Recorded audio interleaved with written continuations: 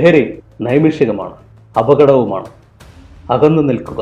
എത്രയോ ദശലക്ഷം വർഷങ്ങൾ കൊണ്ടാണ് മൃഗം മനുഷ്യനായി പരിണമിച്ചത്. ആ മനുഷ്യന് വീണ്ടും മൃഗമാകാൻ മയക്കുമരുന്നിന് നിമിഷങ്ങൾ മതി. അമ്മയെ, പെങ്ങളെ, മകളെ ഒന്നും തിരിച്ചറിയാനാവാത്ത മൃഗം. അകന്നു നിൽക്കുക ലഹരിയിൽ നിന്നും.